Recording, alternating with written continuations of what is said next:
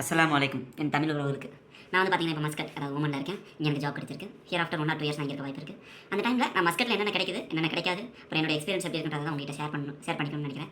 So இனிமேல் நம்ம சேனலில் ஃபுல்லாக மஸ்கட் ரிலேட்டட் வீடியோஸ் வரதுக்கு வாய்ப்பு இருக்குது. தென் நம்ம சேனல் சப்ஸ்கிரைப் பண்ணிக்கோங்க. இன்றைக்கி ஜும்மா டே. ஸோ நான் இப்போ வந்து ப்ரேயர் போகணும்.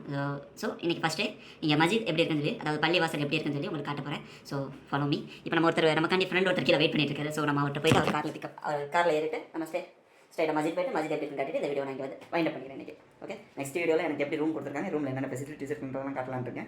ஸோ சப்ஸ்கிரைப் அண்ட் அந்த பெல் ஐக்கனே கொஞ்சம் அமைக்க வச்சுக்கோங்க. நம்ம ரூம்லேருந்து மஸ்ஜித் பார்த்திங்கன்னா ஒரு 4 கிலோமீட்டர் ட்ராவல்ஸ் இருந்துச்சு. ஸோ ஃப்ரெண்ட் ஒருத்தர் வந்து காரில் பிக்கப் பண்ணிக்கிட்டாரு. அதே மாதிரி நம்ம போகிறது கொஞ்சம் லேட்டானனால அங்கே வந்து கூட்டம் அதிகமானனால உள்ள பள்ளிவாசல் எப்படி இருக்குன்றனால போய் வீடியோ எடுக்க முடியல. ஸோ அதனால் வெளியவே வந்து உதவி எடுத்துகிட்டு நாங்கள் வெளியவே பாதிலாம் பிடிச்சிருந்தாங்க. அங்கேயே தொழுதுட்டு ரிட்டன் கிளம்ப வேண்டியதாகிடுச்சு.